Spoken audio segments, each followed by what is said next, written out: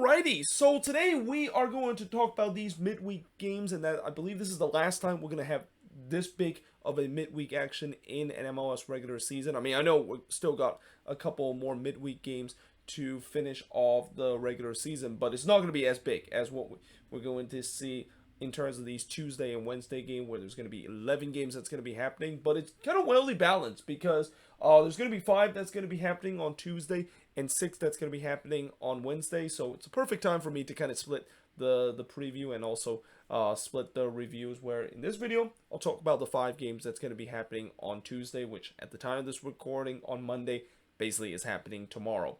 But first of all, let us talk about the first game, which is Montreal versus the Chicago Fire, which will start at 7:30 p.m. Eastern, 4:30 p.m. Pacific, but the actual kickoff is 7:38 p.m. local time. And by the way, in terms of these 5 games, unfortunately, these 5 games aren't really kind of spread out. They're kind of mostly bunch up against each other. So most likely there's going to be 1 or 2 of these games I might have to watch the highlights of this game. Well, you probably know which one I'll probably watch when you look at some of these games and how some of these has playoff implication and some definitely does not have any playoff implication. But in terms of this one, I mean, this one doesn't really kind of have playoff implication because we know Montreal have already clinched a playoff position and they're 3 points above the Red Bulls for that second position. And pretty much, unless if they collapse for these last couple of games, they're most likely going to get home field advantage against a Chicago team that are 6 points below the red line and are currently in 12 plays, unless if there's a miracle that they, of course, would get with them winning out the rest of the game, and maybe some teams above them dropping points. Pretty sure they're in see you next season mode with a 9-8 and actually not free record. Let me just correct that. It's actually a 9-8-13 record that they had currently this season. But in terms of the all-time meeting, it's an 11-6-7 record that Montreal has against the Chicago Fire, and that, coming into this game, I want to say Montreal is going to be heavy favorites coming into this game, and they should get the 3 points against a Fire team that doesn't do well on the road. But at the same time, Montreal hasn't been doing well at home either, and that when you have a game where it's between a bad road team versus a team that's not doing well at home, yeah, it can get a little bit interesting. Something tells me it could maybe be another draw, but Montreal are definitely not looking for that. I mean, again, even though they don't really have much to play for, even though they have clinched their playoff position and most likely is going to finish near the top 4 in the East, they want to make sure they win these home games and prove the fact that they can, of course, win home games, because once they get to the playoffs and you get home field advantage, normally that's a good thing, but if you struggle at home, that is definitely not a good thing, and we'll see whether or not if Wilfred Nancy team can maybe build their confidence in terms of putting Stade Saputo a bit of a fortress and starting to get some home wins in this one against a relatively easy team. Now, that being said, moving on in the next match, and a match that definitely has a lot of playoff implication. In fact, if you want to talk about a playoff 6-pointer, this is a definition of one, because Inter Miami is going to be playing against Columbus, 2 teams that are very close to each other and are in the playoff bubble in the Eastern Conference. Miami with a 10-6-13 record, while Columbus 9-4-16, as this game will start at 8 p.m. Eastern, 5 p.m. Pacific, but the actual kickoff is 8:08 p.m. local time. All-time meeting, the Crew does have a 2-0-1 record over Inter Miami, as it's only the 4th head-to-head meeting between both of these teams. But the reason why I say it's a big playoff 6-pointer, both teams are only separated by 5 points. Miami are 5 points below the red line, and Columbus is that team that is just above the red line, and if the playoffs started, it'll be the last team that make it in. Though they do have kind of a comfortable position with them being 3 points above the red line, and they do have a game in hand over the team that is below the red line, or the first team out, that is the New England Revolution.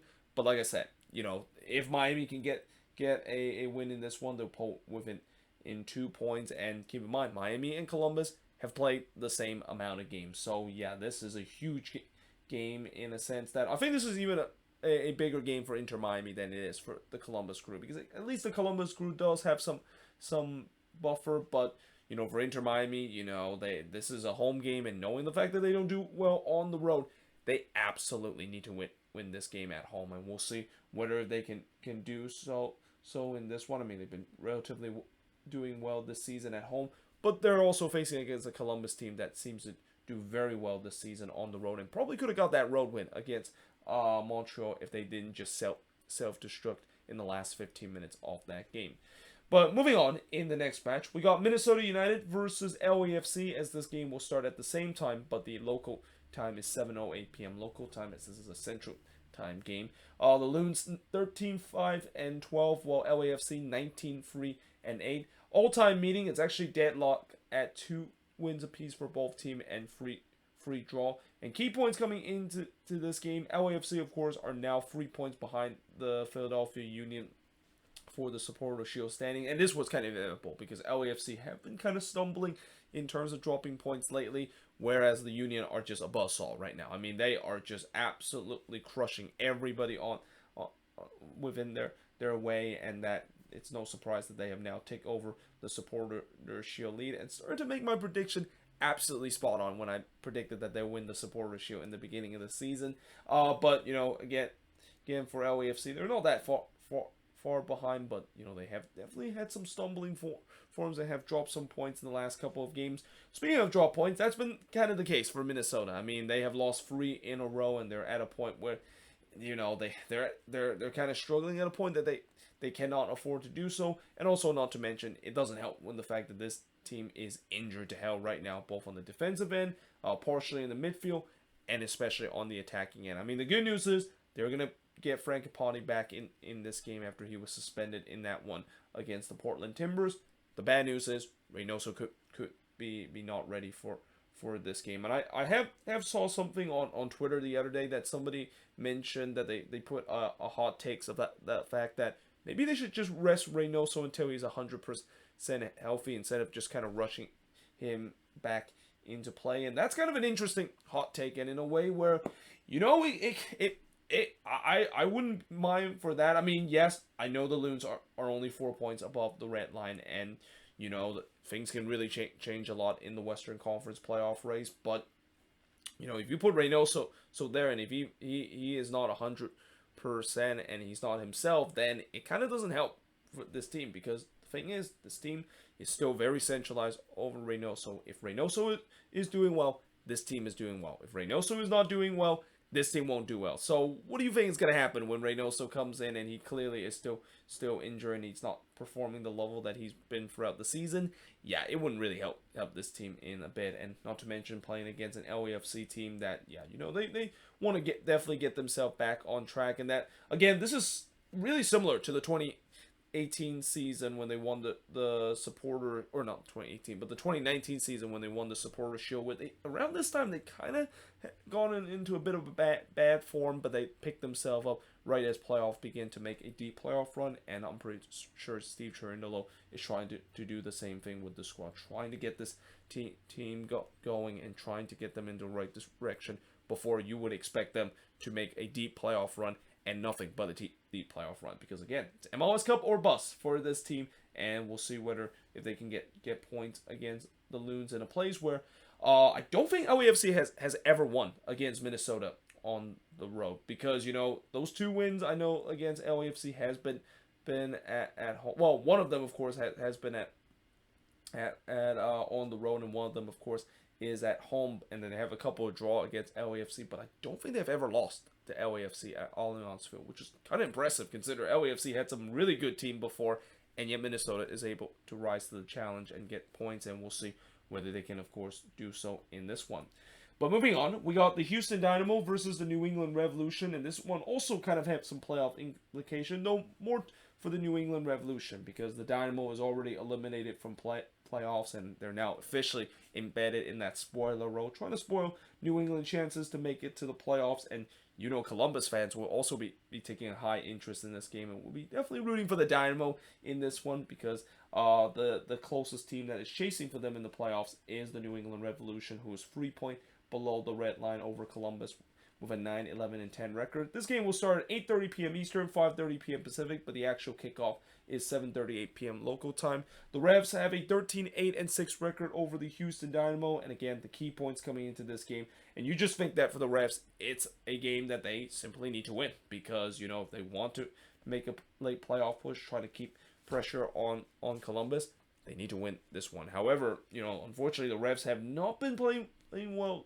lately, especially on the road. And that, again, this is a team that, I always make that kind of analogy that it's like Sisyphus pushing the rock, and how every time when the refs look like they were going to get over that red line hill, and they fall themselves back down to that. So we'll see whether if they can get a big victory in this game.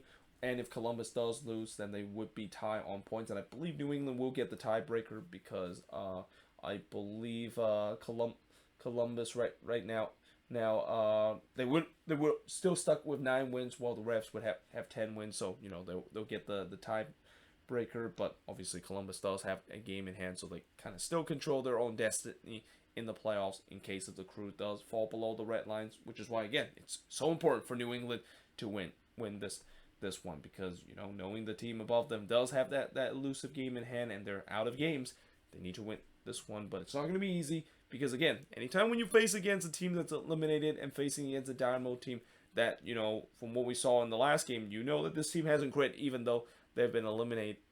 Yeah, it's not going to be an easy game for the refs in this one.